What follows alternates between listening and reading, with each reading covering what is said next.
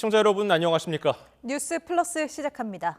대장동 사건 항소 포기 사태로 거센 사퇴 압박을 받아온 노만석 검찰총장 권한대행이 사의를 밝혔습니다. 네, 조금 전 들어온 소식인데요. 자세한 내용 현장 취재기자 연결해서 알아보겠습니다. 이경국 기자. 네, 검찰에 나와 있습니다. 예, 노만석 대행 언제 사의를 밝혔습니까? 네, 전해드리겠습니다. 노만석 검찰총장 권한대행 오늘 전격 사의를 표명했습니다. 노 대행은 오늘 오후 5시가 조금 넘어서 대검 부장들을 불러 모은 뒤에 사의를 밝힌 것으로 파악이 됐습니다. 앞서 노 대행 오늘 출근길 용태와 관련한 질문에 아무런 답변도 내놓지 않았었고요. 이후에 예정된 외부 일정을 진행하라는 취지의 지시까지 내리면서 사퇴를 거부하는 거 아니냐는 분석이 나오기도 했습니다. 하지만 결국 검찰 내부의 거센 비판을 수용해서 사의를 밝힌 것으로 보입니다. 노만석 대행 YTN과 통화와 연결이 됐습니다. 사의를 표명하게 된 배경에 대해서 논란에 책임지기 위한 것이라면서도 참모들의 추가적인 용퇴 요구가 있었는지에 대해서는 구체적인 언급은 피하는 모습이었습니다. 앞서 지검장들은 물론이고요. 지청장 그리고 나아서 초임 검사에 이르기까지 대장동 사건 항소 포기 결정과 관련해서 노 대행을 강하게 비판했습니다. 여기에 더해서 대검 간부들 역시 잇따라 노 대행에게 거취를 결정해 줄 것을 촉구한 바가 있습니다. 노 대행이 전격 사의를 표명한 것은 대장동 사건 항소 포기 논란이 불거진 지 닷새 만입니다. 지난 7월 심우정 당시 검찰총장이 사퇴하면서 넉 달 넘게 수장 역할을 대행해온 노 대행이 사퇴 의사를 밝히면서 검찰 조직 대행의 대행체제로 운영이 될 것으로 보입니다. 대검찰청 부장 가운데 서열상 가장 선임인 차순길 기획조정부장이 앞으로 대행 업무를 넘겨받게 될 것으로 전망이 됩니다. 지금까지 서울 고등검찰청에서 관련 내용 전해드렸습니다. 내년도 예산안 심사를 위해 국회에 온 정성호 법무부 장관은 항소를 반대한 적도 대통령실과 논의를 한 적도 없다고 강조했습니다. 외압설과 개입설을 모두 일축한 건데 논란이 정리될지는 불투명합니다. 윤웅성 기자가 보도합니다. 정성호 법무부 장관이 출석한 국회 예결위는 대장동 항소 포기 관련 질문이 쏟아지면서 마치 청문회장을 방불케 했습니다. 정 장관은 이미 일당에게 중형이 선고됐는데 신중할 필요가 있지 않겠느냐는 일상적인 이야기였을 뿐 항소를 반대하지 않았다고 강조했습니다. 대통령실과 사전 교감 의혹에도 선을 그었습니다. 대통령실과 의논해갖고 한 바는 전혀 없는 것으로 알고 있고요. 저 역시 마찬가지입니다. 정 장관은 이번 사태와 관련해 검찰 내부에서 공개 반발이 나오는 것에 불쾌감도 숨기지 않았습니다. 이재명 정부에 설명된 검사장급 이상 대부분이 검찰총장 직무대행에게 사퇴를 촉구하거나 잘못됨을 질타하고 있습니다. 매우 바람직하지 않다고 보고 있습니다. 윤석열 대통령께서 그야말로 관행에 완전히 어긋나게 구속 취소됐는데도 한마디도 안 했던 사람들입니다.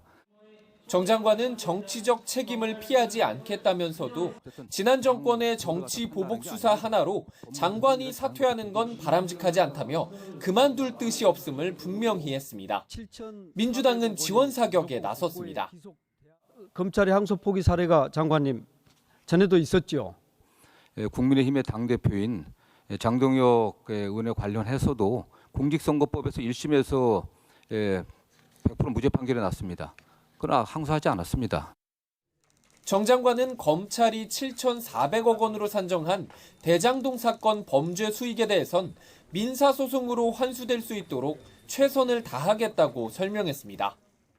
정성호 장관은 적극적으로 해명했지만 인사권자가 신중검토 뜻을 밝힌 자체가 압박일 수 있다는 주장에 공감대도 적지 않아 외압 논란에 불을 끌 수 있을지는 미지수입니다. YTN 윤웅성입니다. 대장동 사건 항소 포기 사태를 둘러싼 여야 대치가 절정으로 치닫고 있습니다. 민주당은 모든 수단을 동원해서 항명 검사들의 반란을 분쇄하겠다고 경고했고 국민의힘은 대규모 규탄 대회를 통해 이재명 대통령을 독재자로 규정했습니다. 보도에 박정현 기자입니다. 민주당은 검찰의 집단 행동은 명백한 항명이자 국기문란이라며 엄단을 예고했습니다. 겁먹은 개가 요란하게 짖는 법입니다.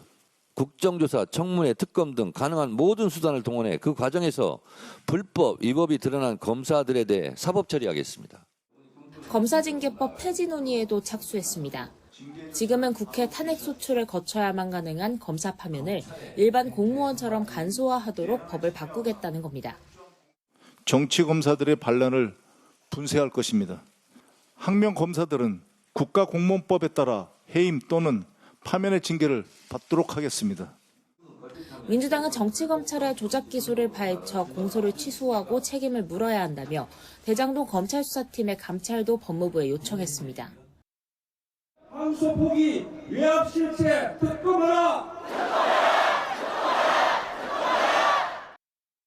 국민의힘은 국회에서 수천 명이 참석한 대규모 규탄 대회를 열었습니다. 검찰의 항소 취소로 7천억 대 범죄 수익이 대장동 일당 배로 들어갔다며 법무장관과 검찰총장의 사퇴는 물론 특검과 국정조사도 거듭 요구했습니다. 수사지휘권 발동할 수 있다. 이것이 바로 조폭이나 다름없는 항소 포기 외압입니다, 여러분.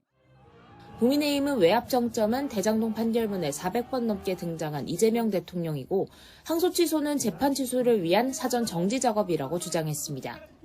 황교안 전 총리가 내란 특검에 체포된 것도 항소 포기를 덮기 위한 것이다. 우리가 황교안이다 외치면서 대통령 탄핵까지 싸우자고 강조했습니다.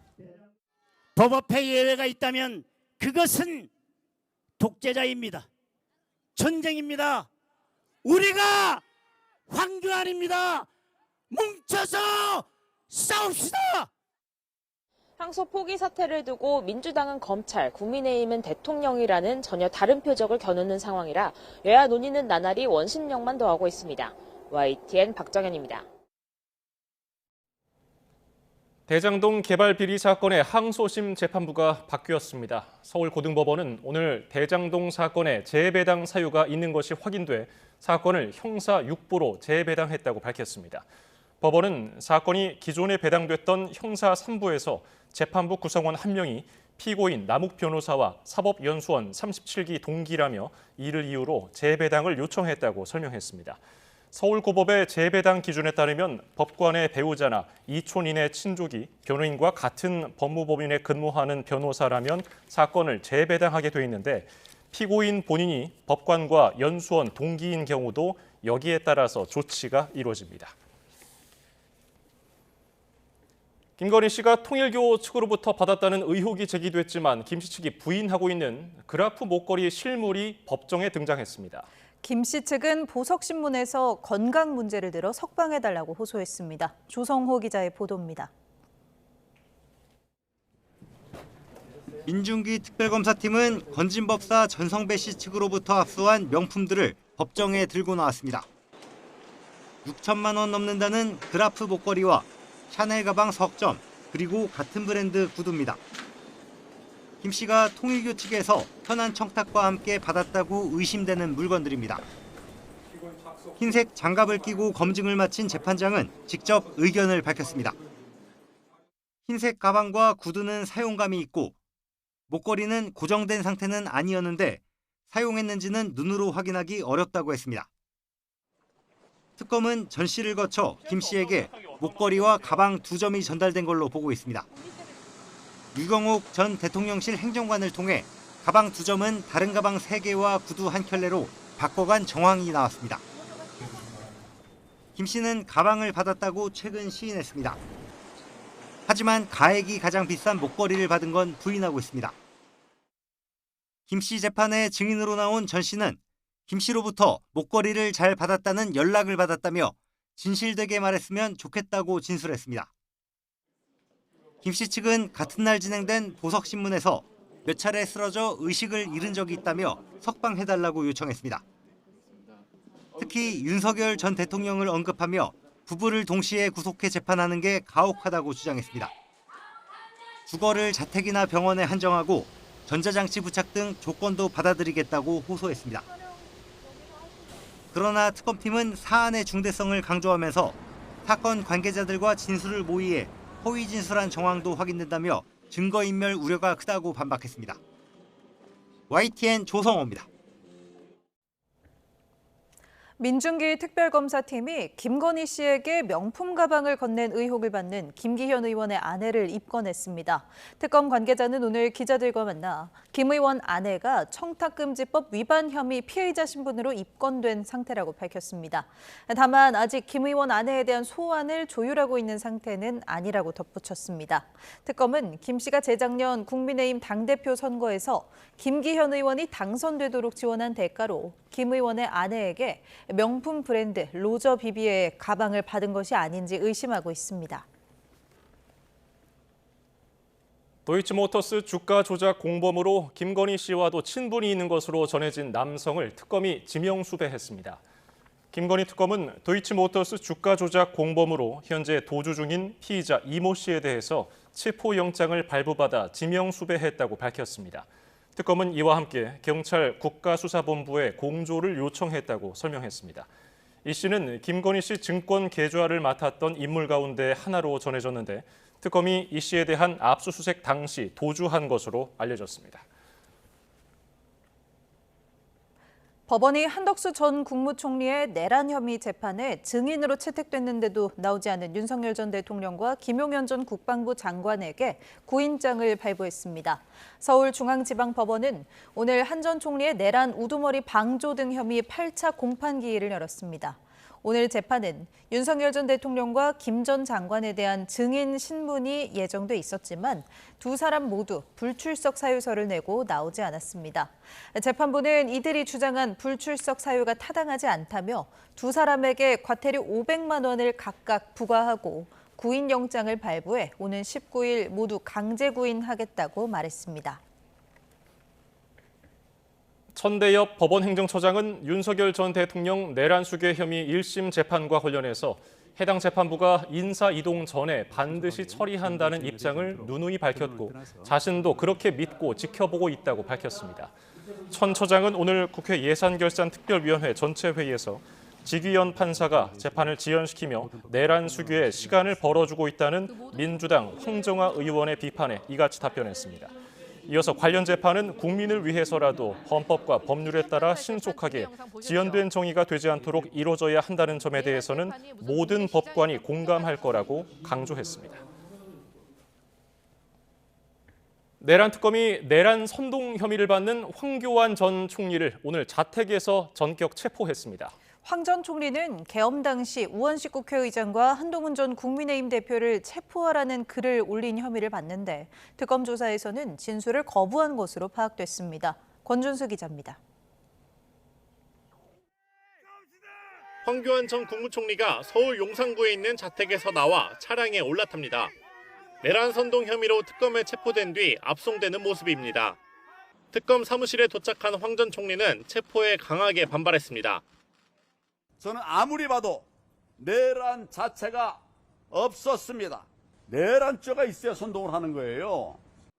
특검은 황 전 총리가 출석 요구에 3차례 불응하자 곧바로 체포영장을 발부받아 신병을 확보한 거라고 설명했습니다. 특검은 황 전 총리 자택에 대한 압수수색도 실시했습니다. 지난달 27일과 31일에는 황 전 총리가 문을 걸어 잠그고 완강히 버텨 일단 철수했지만 혐의 입증을 위한 자료 확보에 다시 나선 겁니다. 황 전 총리는 지난해 계엄이 선포된 이후 자신의 SNS에 종북 좌파 세력과 부정선거 세력을 반드시 척결해야 한다는 내용의 글을 올렸는데 우원식 국회의장과 당시 한동훈 국민의힘 대표를 체포해야 한다고 적은 게 특검 수사의 발단이 됐습니다. 특검 관계자는 황 전 총리가 법무부 장관과 국무총리를 역임한 만큼 말과 행동의 사회적 파급력이나 효과는 일반인과 다르다며 내란 선동죄는 가벼운 죄가 아니라고 강조했습니다. 황 전 총리는 특검 조사에서 진술을 거부하고 있는 것으로 파악됐습니다. 특검은 체포 시한인 48시간 안에 황 전 총리에 대한 구속영장 청구 여부를 결정할 방침입니다.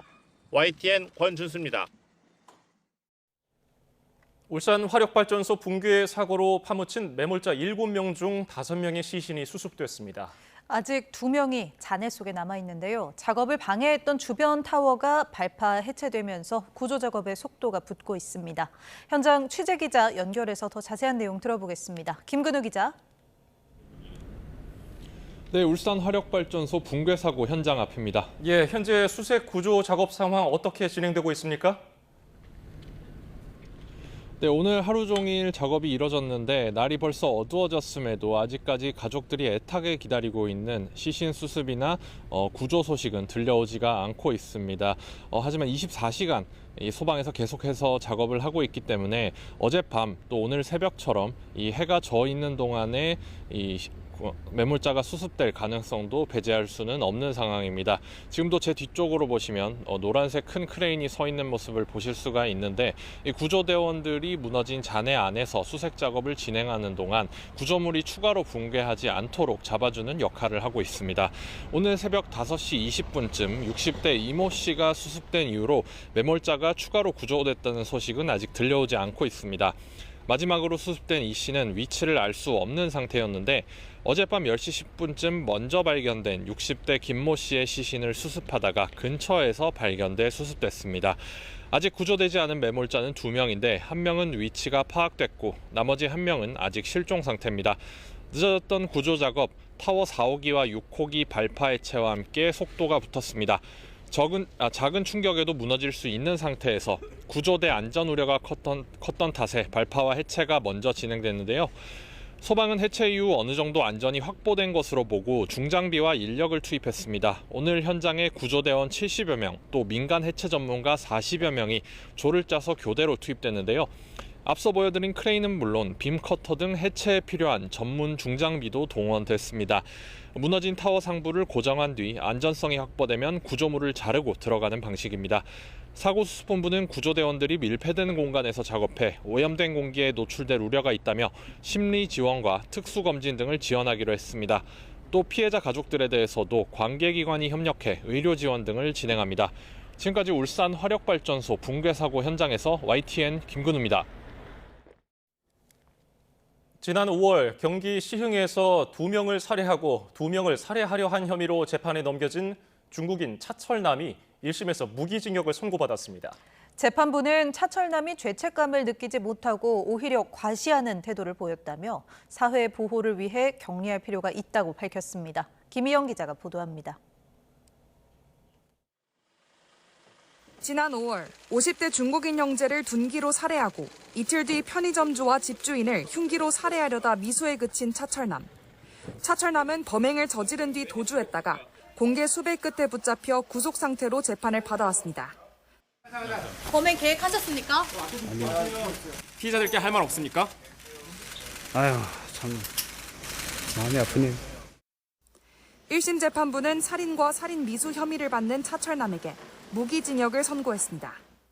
재판부는 차철남의 범행으로 2명이 무고하게 희생됐고 2명은 큰 치료를 받게 됐다며 범행의 결과가 중대하고 심각하다고 질타했습니다. 차철남은 앞선 재판에서 살인 혐의는 인정하면서도 살인 미수 혐의에 대해서는 우발적 범행이었다고 주장했는데 재판부는 차철남이 치밀하게 범행을 계획하고 준비했다며 살인 미수 피해자에 대해서도 아무도 없을 때를 기다려 계획적으로 범행을 저질렀다고 봤습니다. 또 차철남이 합의에 의미가 있겠느냐고 진술하는 등 죄책감을 느끼지 못하고 오히려 과시하는 태도를 보였다면서 피해자와 유족에게 용서받지 못했다고 지적했습니다. 그러면서 재범 위험으로부터 사회를 보호하기 위해 격리할 필요가 있다며 무기징역을 선고했습니다. 앞서 차철남은 중국인 형제가 12년 전에 빌린 3천만 원을 갚지 않고 밥을 얻어먹기만 하고 다른 피해자들은 평소 자신을 험담하거나 무시해 범행했다고 진술했습니다. 결심 공판에서 사형을 구형한 검찰은 판결문을 검토한 뒤 항소 여부를 결정할 방침입니다. YTN 김희영입니다. 캄보디아에서 활동하는 사기 조직의 범행했을 통장을 유통한 조직원들이 무더기로 경찰에 붙잡혔습니다. 일부 조직원은 처벌을 피하려고 범죄 조직에 납치 감금됐었다며 허위로 신고한 사실도 드러났습니다. 보도에 차상은 기자입니다. 20대 A씨가 지난 3월 캄보디아에 있는 누군가와 나눈 메신저 대화입니다. 공항에 도착하면 연락달라는 요청에 알겠다고 답하고 비행기 이륙 직전에도 영상을 보냅니다. 캄보디아로 출국했던 A씨는 2주 뒤 한국으로 돌아와 범죄 조직에 납치돼 감금당했고 통장까지 빼앗겼다며 가족을 통해 경찰에 신고했습니다. 경찰 조사 결과 새빨간 거짓말이었습니다. 주장과 달리 A씨는 사기 범죄를 저지르는 캄보디아 조직에 범행에 쓸 통장을 공급하는 조직원으로 드러난 겁니다. 부산경찰청은 A씨를 비롯한 대포 통장 유통 조직원 48명을 붙잡아 26명을 구속하고 나머지를 불구속 상태로 검찰에 넘겼습니다. 여기에는 A씨 등 피해자 행세를 하며 허위 신고한 사람 7명도 포함됐습니다. 투자 사기라든가 보이스피싱에 사기된 계좌이기 때문에 분명히 경찰에 연락 온다. 그러면 그때 가서 취업 사기 당했다. 취업 사기 당해가지고 캄보디아에 있는 현지 조직원들한테서 납치 감금돼가지고 내 휴대폰하고 내 계좌가 다 사용됐다. 그래서 나는 죄가 없다. 이런 식으로 신고를 한 겁니다. 통장 유통 조직은 통장을 가지고 캄보디아로 오겠다는 사람에게 항공권을 제공하고 통장 대가로 수백만 원에 달하는 가상화폐를 지급한 거로 드러났습니다. 범행에 사용된 통장이 피해자 신고로 지급 정지되면 귀국시켰는데 납치 감금된 것처럼 경찰에 신고하면 처벌받지 않는다고 교육했습니다. 급전이 필요한 20대 초중반 사회초년생들이 범행에 뛰어들었습니다. 경찰은 캄보디아에서 납치 감금됐다고 신고한 사례 중 상당수가 허위 신고일 가능성이 있다고 보고 수사를 벌이고 있습니다. YTN 최상입니다. 최근 대학가에서 AI를 이용한 부정행위가 논란인 가운데 서울대학교에서도 시험 중 AI로 부정행위를 저지른 정황이 적발됐습니다. 서울대학교는 지난달 교양과목 통계학 실험 1개 분반의 중간고사 시험 과정에서 일부 학생들이 챗GPT 등 AI를 활용해 부정행위를 한 정황이 발견됐다고 밝혔습니다. 해당 강의는 경영대학 학생들을 대상으로 진행된 수업으로 시험은 30여 명이 교내 전산실에 있는 컴퓨터를 이용해 대면으로 치러졌습니다. 소속사 어도어를 떠나겠다는 뉴진스 요구를 법원이 받아들이지 않은 가운데 뉴진스 멤버 혜린과 혜인이 전격 복귀를 선택했습니다. 소속사는 원활한 연예 활동을 이어갈 수 있도록 최선을 다하겠다고 말했습니다. 취재기자 연결합니다. 김승환 기자, 자세한 내용 전해주시죠. 네, 어도어는 뉴진스 멤버 혜린과 혜인이 어도어와 함께 활동을 이어가겠다는 의사를 밝혀왔다고 설명했습니다.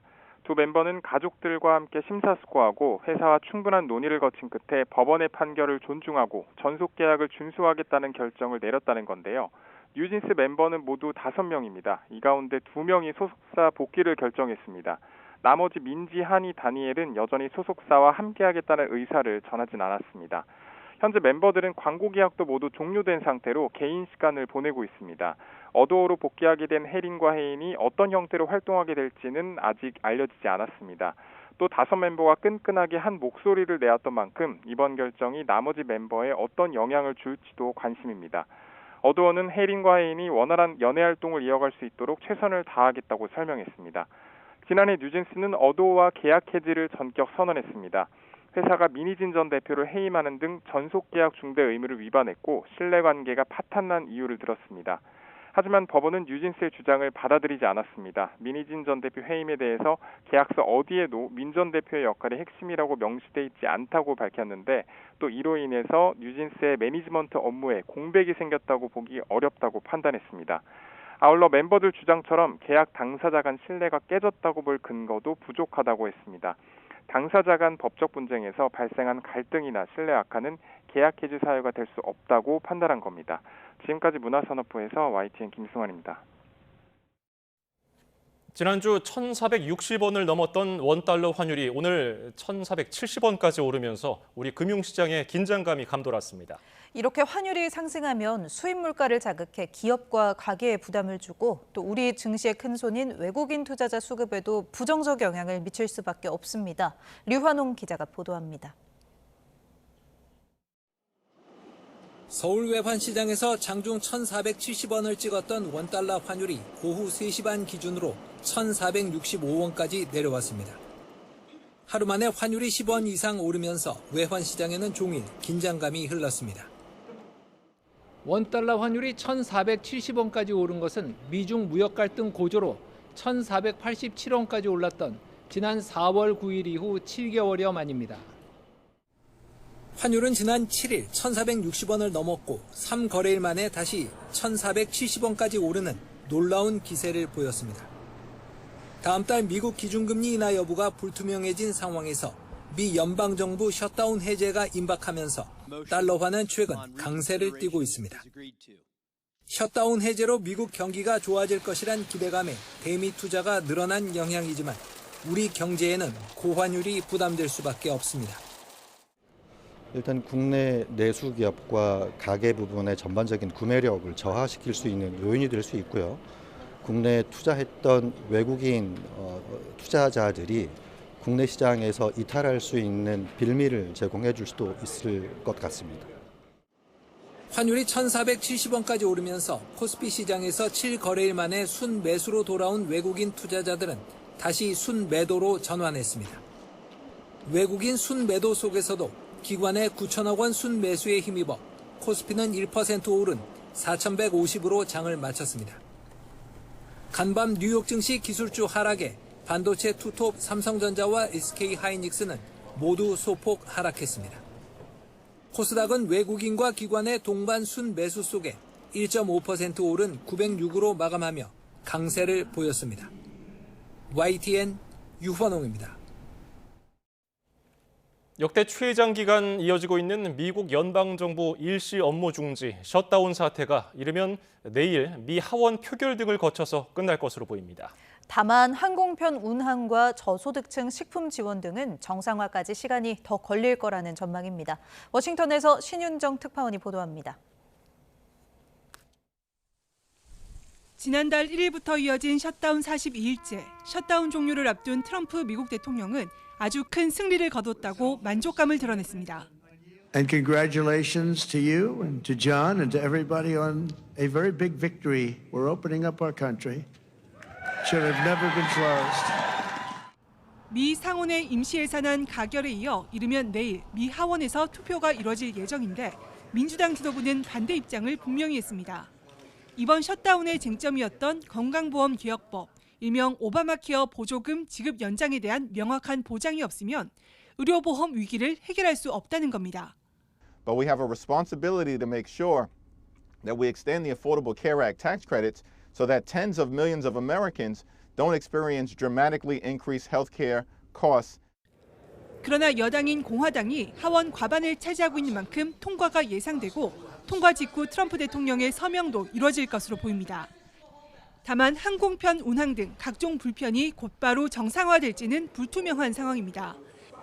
미 연방항공청이 주요 40개 공항에서 국내선 항공편의 6% 감축에 들어가며 화요일 하루에만 항공기 1,200편이 추가로 결항됐습니다. 이런 상황에서 숀 더피 미 교통부 장관은 공항 내 안전 수준이 개선되고 관제 인력이 안정적으로 확보될 때까지 운항 감축은 계속된다고 밝혔습니다. We're going to start to alleviate the restrictions that we're at 6% now. We'll alleviate that only when the data says we should. 저소득층 4,200만 명을 대상으로 한 식비 지원 프로그램 스냅 전액 지급이 언제 재개될지도 불투명한 상황입니다.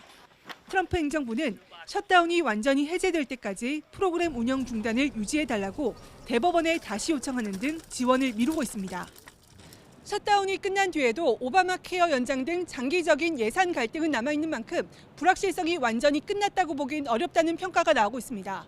워싱턴에서 YTN 신윤정입니다. 특검 수사와 별도로 12.3 비상계엄에 협조한 공직자들을 조사하라는 정부 방침에 각 부처는 전담기구를 꾸리기 위한 실무 준비에 착수했습니다. 집중 점검 대상으로 지목된 12개 기관에선 뒤숭숭한 분위기가 감지됩니다. 나혜인 기자입니다. 공직자의 내란 협조 여부를 집중 점검하라고 지목된 기관은 비상계엄에 직접 동원된 군과 경찰이 대표적입니다. 그동안 국방부 감사관실을 중심으로 군인들의 잘잘못을 따져온 군 당국은 정부 방침에 따라 별도 TF를 꾸려 추가 조사를 진행할 계획입니다. 현역은 물론 군무원들도 조사 대상에 포함될 수 있습니다. 가담 정도가 극히 경미하더라도 어쨌든 가담을 한 게 사실이면 부역한 게 사실이면 그건 뭐 승진시키는 거 말이 안 되잖아, 그죠? 이 밖에 정부 부처 중에선 계엄 당시 장관들의 처신이 문제가 된 기관들이 집중 조사 대상으로 분류됐습니다. 소방청의 언론사 단전 단수를 지시한 혐의로 구속된 이상민 전 장관 때 행정안전부와 합동수사본부 검사 파견을 준비한 혐의를 받는 박성재 전 장관 때 법무부 참모들이 당시 행적을 조사받을 거로 보입니다. 한덕수 전 총리 시절 국무총리실과 계엄 예비비 쪽지를 받아 논란이 된 최상목 전 경제부총리의 기획재정부도 조사 대상에 포함됐습니다. 외교부는 계엄 당시 미국 측에 정당성을 주장하는 공문을 보냈다는 의혹을, 문화체육관광부는 산하기관인 한국예술종합학교 폐쇄나 KTV의 계엄 미화 의혹 등을 받고 있습니다. 1년 지난 시점에서 이게 명확하게 정리가 안 됐기 때문에 확실하게 짧은 시간에 정리를 하고 가자, 그런 취지입니다. 정부는 사적인 자리에서 계엄을 지지하는 등 단순 동조 행위에는 책임을 묻지 않는다고 강조했습니다. 공적 지위를 이용해 구체적인 역할을 한 공직자만 징계한다는 건데, 이에 따라 실제 불이익을 받는 공무원은 그리 많지 않을 거란 관측도 나옵니다. 하지만 규모가 광범위하고 개인 휴대전화 제출까지 요구할 수 있다는 강도 높은 조사 계획에 공직사회에선 뒤숭숭한 분위기가 역력합니다. 부처별로 연말 연초에 예정됐던 인사도 조사가 끝날 때까진 차질이 불가피할 전망입니다. YTN 9입니다. 네, 조금 전에 들어온 소식인데요. 사의를 표명한 노만석 검찰총장 권한대행이 오늘 퇴근길에 입장을 밝힐지 주목됐었는데 별도 입장 발표 없이 청사를 벗어난 것으로 보입니다. 네, 대검 대변인실을 통해서 자세한 입장은 퇴임식 때 말하겠다고 전해진 것으로 알려졌습니다. 다시 한번 알려드립니다. 사의를 표명한 노만석 대행은 별다른 입장 발표 없이 조금 전 퇴근한 것으로 보입니다. 네, 다음 소식 전해드립니다. 강훈식 대통령 비서실장은 내년 상반기 감사원법을 개정해서 정책감사 페이지를 제도화하겠다고 밝혔습니다. 강 실장은 오늘 용산 대통령실 브리핑에서 지난 7월에 발족한 공직사회 활력 제고 TF 성과를 소개하며 이같이 말했습니다. 이어서 공직사회에 만연한 감사 공포를 제거해야 한다며 감사원도 지난 8월 정책감사 페이지 뜻을 천명한 바 있다고 강조했습니다. 강 실장은 또 공무원들을 대상으로 한 직권남용죄가 정치보복의 수단으로 쓰이지 않도록 해야 한다며 직권남용죄의 구성 요건을 명확히 하도록 법 개정도 추진하겠다고 밝혔습니다. 종묘 앞 고층 건물을 둘러싼 정부와 서울시의 대립이 계속되는 가운데 30여 개의 관련 단체가 고층 건물의 철회를 공개적으로 요구하고 나섰습니다. 종묘 앞 고층 개발을 둘러싼 논란이 전방위로 확산하는 모양새입니다. 박순표 기자의 보도입니다. 한국역사학회와 문화유산협회 등 국가유산 관련 학회와 단체 33곳이 처음으로 공동성명을 냈습니다. 지난주 한국고고학회를 시작으로 닷새 만에 사실상 모든 관련 학술단체가 공동성명과 회견에 가세한 겁니다. 단체들은 먼저 종묘 앞 고층 건물은 종묘의 본질적 가치를 훼손한다며 서울시의 규제 완화 철회를 요구했습니다. 또 인류학과 민속학 등 유관학회 등이 모두 참여해 현장 검증 등 구체적인 행동에 나서겠다고 밝혔습니다. 우리 학회는 종묘의 가치를 수호하기 위한 연대를 결성하고 종묘의 엄숙함과 격조 그리고 열린 하늘을 지켜내기 위해 공개 토론, 현장 검증, 제도 개선을 위한 공론의 장을 넓혀갈 것이고. 하지만 서울시의 입장은 그대로입니다. 142m 높이의 건물이 들어서도 종묘 경관에 미치는 영향은 거의 없고 유네스코 세계유산 해제 가능성도 기우일 뿐이라는 것입니다. 세운 사구역 땅 주인들도 재산권 침해의 책임을 물어 정부 상대 소송도 불사하겠다는 입장입니다. 2006년부터 현재까지 무려 20년간 개발을 추진해왔건만 아직 착공도 못한 채 누적된 채무가 7,250억에 이르고 있습니다. 여기에 내년 지방선거를 앞두고 정치공까지 논란에 뛰어들었습니다. 종묘 앞 고층 개발 논란에 정부와 서울시, 정치공과 지역 주민의 학술단체까지 가세하면서 갈등 양상이 더욱 복잡해지고 있습니다. YTN 박순표입니다.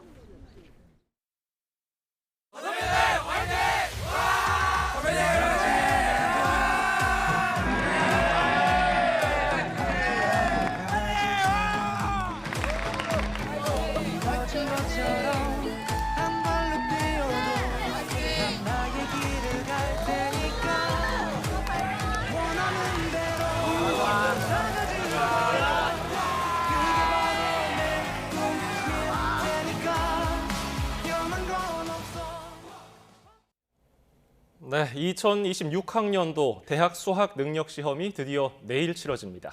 네, 결전의 날을 하루 앞두고 수험표를 받아든 수험생들 긴장과 설렘 속에 결전의 날을 준비했습니다. 권민석 기자의 보도입니다. 지치고 힘들었던 수험 생활에 마침표를 앞둔 학생들. 시험 주의사항을 새겨듣고 수험표를 확인하며 최선의 결과를 기대해 봅니다. 새로운 시작을 위한 과정이라고 생각하고 항상 과정이 결과보다 더 중요하다고 생각을 했기 때문에 저의 새로운 출발을 위한 과정에 최선을 다해서 임하도록 하겠습니다. 한 개든 두 개든 세 개든 여러 개든 찍으면은 찍는 번호대로 다 맞을 거니까요. 크게 걱정 안 했으면 좋겠습니다. 장한 뜻을 품고 나선 선배들을 격려하는 경쾌한 북소리가 부담감을 잊게 합니다. 지금까지 노력이 합격의 결실로 돌아올 것을 믿어 의심치 않습니다.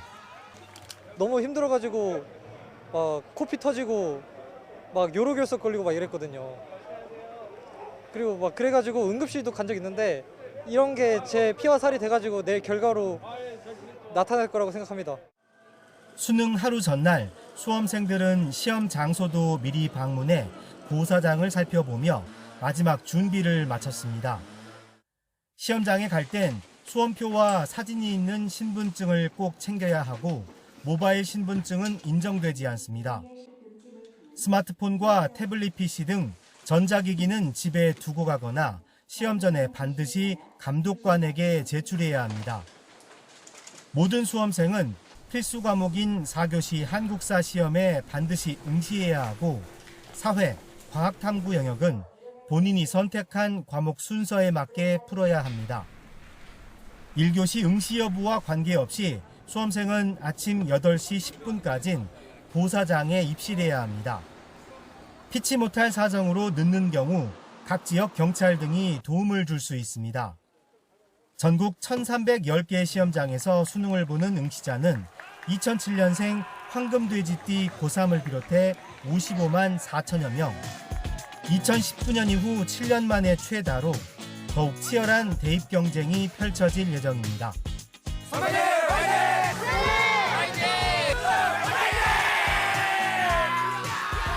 YTN 권민석입니다.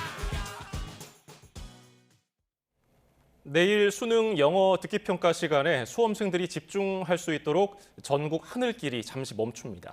이 영어 듣기 평가 시간에는 열차도 천천히 운행하고 소음도 최소화합니다.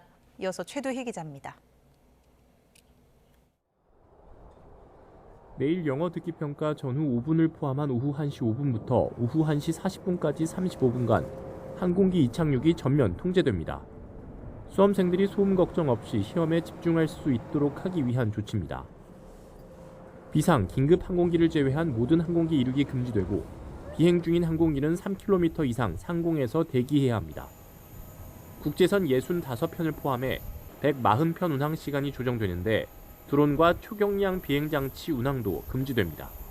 수능시험 당일 항공기를 이용하시는 승객들은 출발 시간을 반드시 확인해 주시고 드론 비행 금지를 비롯한 소음 통제 조치에 적극 협조해 주실 것을 당부드립니다.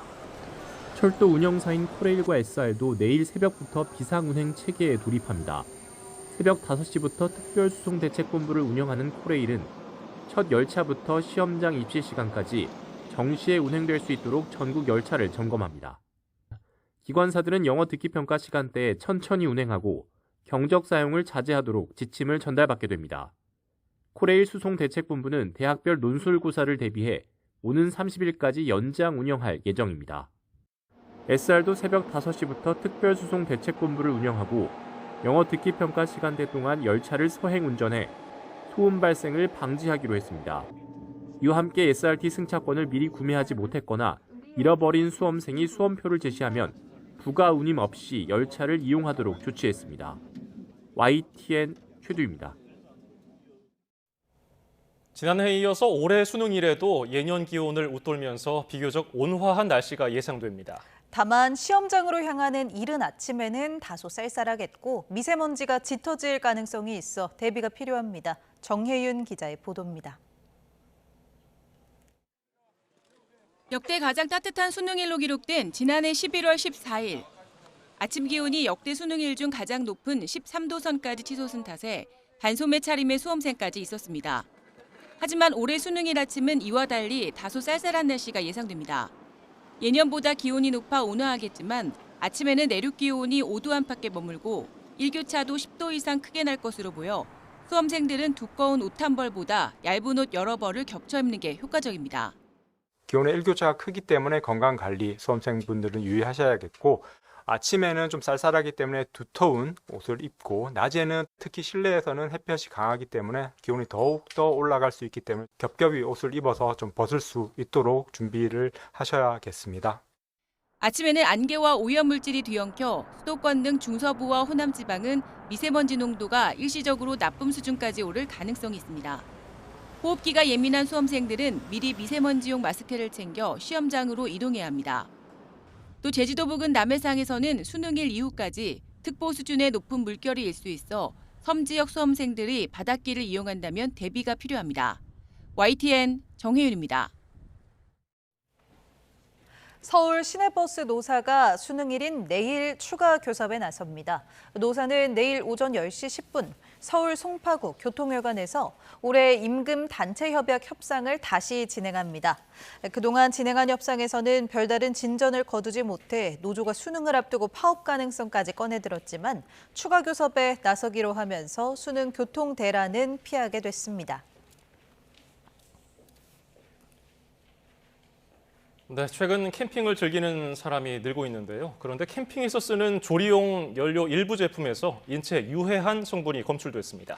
고체 연료에서는 메탄올이 또 성형수채에서는 발암물질인 비소가 나왔는데 기준치를 9배 넘긴 제품도 있었습니다. 오동건 기자가 보도합니다. 캠핑 중 요리를 위해 또 집에서도 음식을 따뜻하게 유지하기 위해 많이 사용되는 고체 연료. 시중에 유통되는 제품 8개 중 5개에서 인체에 해로운 메탄올이 기준을 크게 초과해 검출됐습니다. 특히 CK코리아의 고체 연료는 성분의 절반이 넘는 56.7%가 메탄올로 구성된 것으로 나타났습니다. 메탄올을 10% 이상 함유하는 물질은 화학물질관리법에 따라 유해화학물질로 관리됩니다. 흡입하게 되면 두통이나 어지럼증, 또 시신경 손상 등을 일으킬 수 있는 화학물질입니다. 성형숯 제품 13개를 조사한 결과에서도 안전성 문제가 확인됐습니다. 이 성형숯에서는 발암물질인 비소가 기준치를 넘겨 검출됐습니다. 킬로그램당 1mg 이하여야 하는데 9배 정도가 검출됐습니다. 비소는 장기간 노출될 경우 구토와 신경계 장애, 피부 병변 등을 유발할 수 있어 기준 관리가 엄격한 물질입니다. 성형숯 5개 중 1개는 비소 기준을 초과했고 일부 제품은 제조 연월 등을 제대로 기재하지 않아 표시 기준에도 미달한 것으로 나타났습니다. 한국소비자원은 문제가 확인된 제품에 대해 판매 중단과 개선을 권고했고 일부 업체는 교환, 환불 조치를 시행하기로 했습니다. 또 최근 고체 연료 사용이 늘고 있는 만큼 소비자는 안전 표시를 반드시 확인해서 사용해달라고 당부했습니다. YTN 오동건입니다. 로또 당첨 번호를 추천해주겠다면서 피해자들을 속여 수억 원을 가로챈 일당이 검찰에 넘겨졌습니다. 이들은 당첨이 안 되면 돈을 모두 돌려준다며 피해자들을 유인했는데 경찰은 추가 피해자가 더 있을 것으로 보고 수사를 확대하고 있습니다. 보도에 조경원 기자입니다. 3년 전 지인에게서 로또 당첨번호 추천 서비스가 있다는 이야기를 들은 A씨는 한국복권연구소라는 웹사이트를 발견했습니다. 당첨되지 않으면 돈을 전액 돌려준다는 말에 500만 원을 내고 3년짜리 회원권을 결제했습니다. 이거는 걱정하지 마시라. 절대로 다른 분들도 1등이 나온 사람도 있고 그러니까 1등을 꼭 해주겠다. A씨는 사이트에서 추천해준 대로 3년 동안 매주 로또 20장을 샀지만 5천 원짜리 5등에만 3번 당첨됐습니다. 계약 기간이 끝난 뒤 환급을 요구하자 예전 대표가 문제를 일으켜 해임된 상태라 소송을 해야 한다는 답이 돌아왔습니다. 연구소 직원은 현 대표의 운전면허증 사본까지 보내주며 소송 비용 입금을 유도했습니다. 우리 회원님들 정신적 피해 보상까지 해서 저는 200%로 보장해드릴 거예요. A씨가 소송 비용 명목으로 500만 원을 입금하자 직원은 잠적해버렸고 얼마 지나지 않아 홈페이지마저 사라졌습니다. 한 거를 2천만 원 해주겠다고 그렇게 약속을 하시더라고. 그 뒤로부터 전화를 끊어버리고. 고소장을 접수해 수사에 나선 경찰은 이들이 당첨번호를 맞출 능력도 없이 돈만 받아 가로챈 것으로 보고 6명을 검거해 이 가운데 2명을 구속했습니다. 현재까지 확인된 피해자는 30여 명, 피해액은 7억여 원인데 경찰은 공범과 추가 피해는 없는지 수사를 확대해 나간다는 방침입니다. 한국소비자원은 로또 예측 서비스와 관련해 지난 2021년부터 최근까지 접수된 피해 구제 신고가 1,900여 건에 달한다며 로또 당첨 번호를 미리 예측할 수는 없다고 강조했습니다. 사업자가 임의로 조합한 번호를 발송하는 것으로서 과학적 근거가 없다고 봅니다. 당첨 보장 이런 달콤한 유혹에 현혹되지 않도록 주의하셔야 됩니다. 최근 금융감독원은 로또 예측 사이트에서 입은 피해금을 찾아준다며 돈을 추가로 뜯어내는 사기가 늘고 있다며 주의를 당부했습니다. YTN 조경원입니다. 취업자 수가 10개월째 증가세가 이어졌지만 청년층의 고용 어려움은 계속되고 있습니다. 내수 개선으로 서비스업 일자리는 증가하고 있는 반면 건설업과 제조업의 고용 감소세가 여전했습니다. 보도에 오인석 기자입니다. 국가데이터처는 10월 취업자가 1년 전보다 19만 3천 명 증가했다고 발표했습니다. 취업자 수는 올 들어 지난 5월과 9월을 제외하고는 매달 10만 명대 증가폭을 기록하고 있습니다. 10개월째 증가세입니다. 연령대별로는 60세 이상과 30대를 제외한 나머지 연령대에서 모두 취업자가 줄었습니다. 특히 15세에서 29세 청년층 취업자는 16만 3천 명 줄며 감소폭이 가장 컸습니다. 청년층 고용률은 44.6%로 1년 전보다 1.0%포인트 낮아졌고 18개월째 하락했습니다. 반면 60세 이상 취업자는 33만 4천 명 증가했습니다. 경력직 위주 채용과 수시 채용이 청년에게 불리하게 작용하고 있고 청년층이 많이 가는 산업인 제조업이 안 좋은 부분도 영향을 주고 있습니다. 산업별로는 양질의 일자리로 분류되는 제조업과 건설업의 부진이 계속됐습니다. 건설업은 12만 3천 명 줄며 18개월 연속 감소했고 제조업도 5만 1천 명 줄며 16개월째 감소세를 이어갔습니다. 반면 보건복지업은 28만 명, 도소매업은 4만 6천 명 늘었습니다. 도소매업 취업자는 2017년 11월 이후 가장 큰 폭의 증가세를 기록했습니다. 정부는 내수 개선세가 이어지며 도소매업과 숙박음식업, 예술 스포츠 여가업 등 내수 연관 서비스업의 증가세가 지속되고 있다고 설명했습니다.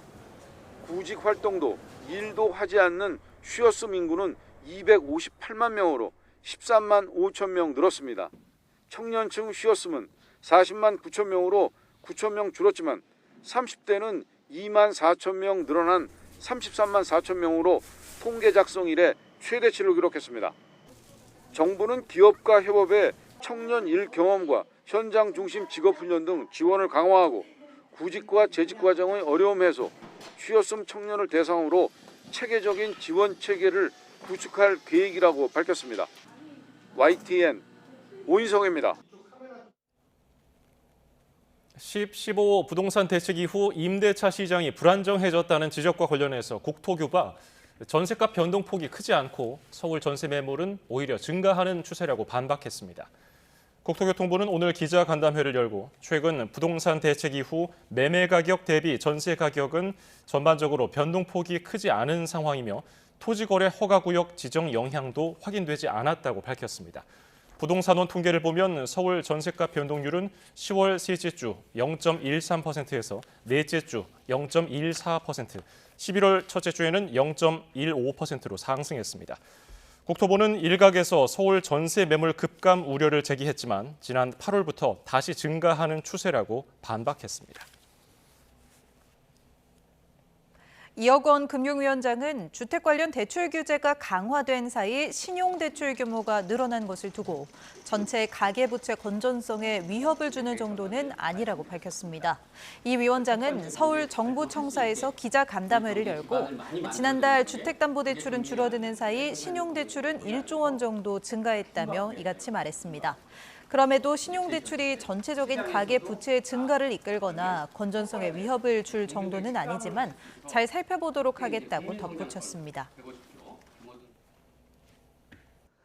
수능일인 내일 큰 추위는 없지만 일교차가 크게 벌어지겠습니다. 우선 수험장으로 가는 길에는 늦가을답게 날이 제법 쌀쌀하겠고 한낮에는 서울 17도, 광주 18도, 대구 19도까지 오르는 등 예년 기온을 웃돌며 온화하겠습니다. 수험생들은 큰 일교차에 대비한 옷차림 하시기 바랍니다. 서쪽 지역을 중심으로는 안개가 매우 짙게 끼는 가운데 중서부와 광주, 전북에는 오전부터 오후 사이, 영남은 밤에 공기가 탁해지는 곳이 있겠습니다. 미세먼지용 마스크도 챙기는 것이 좋겠습니다. 또 영서 중북부에는 아침까지 빗방울이 조금 떨어지겠고 내륙에는 서리가, 강원도에는 얼음이 관측되는 곳이 있겠습니다. 날씨 정보였습니다.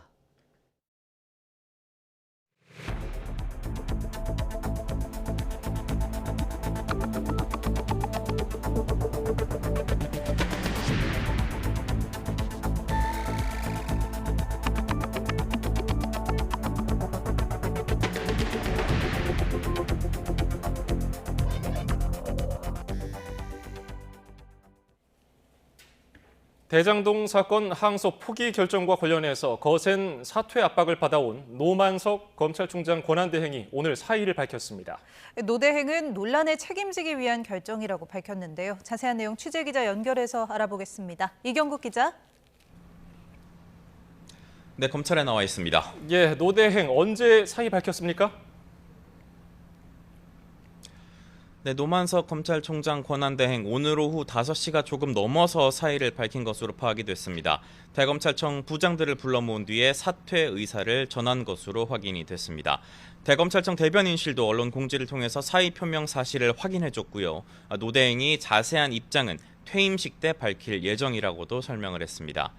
노만석 대행 사퇴 의사를 밝힌 뒤에 YTN 취재진의 짤막한 입장을 밝혔습니다. 사의 표명은 논란에 책임을 지기 위한 것이라고 밝혔습니다. 다만 참모들의 추가적인 사퇴 요구가 있었는지에 대해서는 구체적인 언급을 피하는 모습이었습니다. 사의를 밝힌 노만석 대행 오늘 오후 6시가 조금 넘어서 퇴근을 했는데 별다른 입장 표명 없이 지하를 통해서 대검 청사를 빠져나갔습니다. 네, 오늘 노대행이 사퇴를 거부하는 거 아니냐 이런 전망도 나왔었다고요? 네, 맞습니다. 앞서 노대행은 그제 대검 간부들이 항소 포기 사태와 관련해서 사퇴를 요구하자 하루 이틀만 시간을 달라고 요청을 했었고요. 어제 하루 휴가를 내고 자택에 머무르면서 자신의 거취 문제를 고심했습니다. 이 때문에 오늘 업무에 복귀하면서 입장을 밝힐 것으로 예상이 됐었는데 정작 노대행은 거취 관련 질문에 아무런 대답 없이 청사로 들어갔었습니다.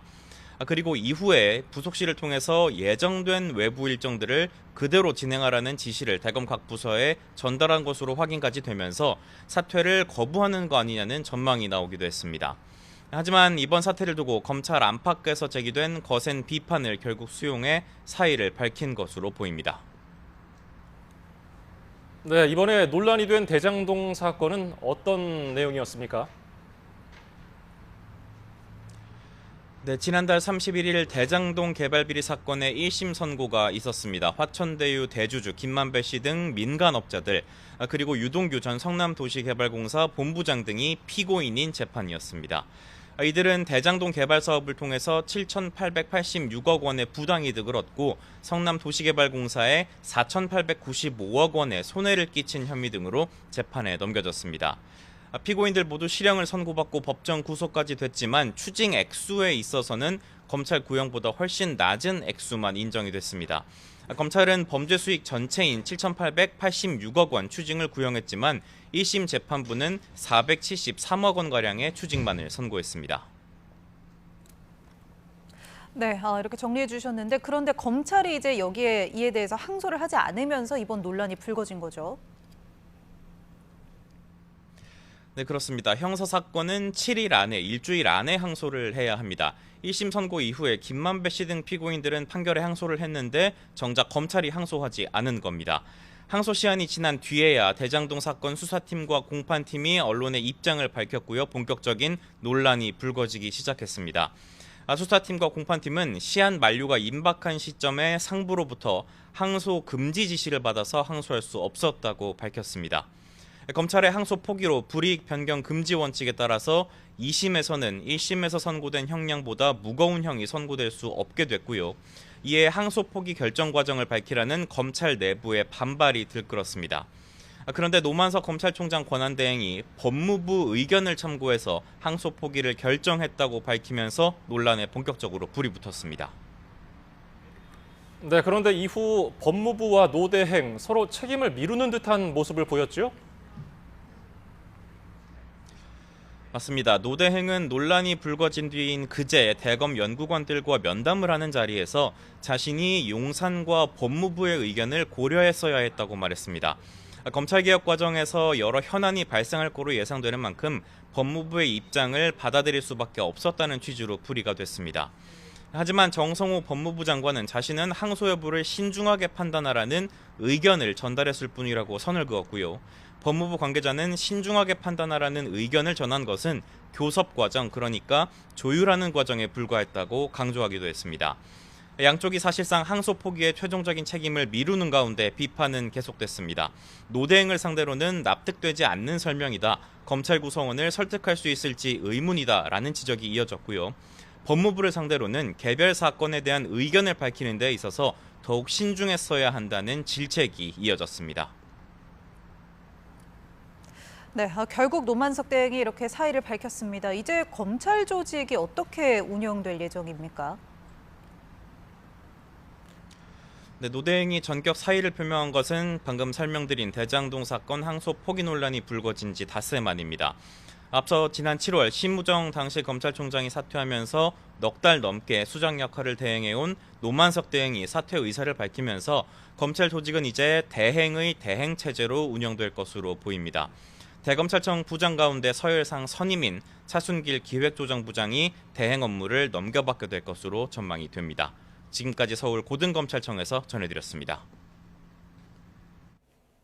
네, 방금 들어온 소식입니다. 조금 전에 전해드렸다시피 노만석 검찰총장 대행이 사의를 표명한 가운데 대통령실은 노 대행의 면직안이 법무부 장관으로부터 제청되면 수리할 방침이라고 밝혔습니다. 네, 그동안 대통령실이 공식 대응을 내놓지 않았었는데요. 이제 노만석 대행의 사표를 조만간 수리할 거라는 방침을 밝혔다는 소식 다시 한 번 더 전해드립니다.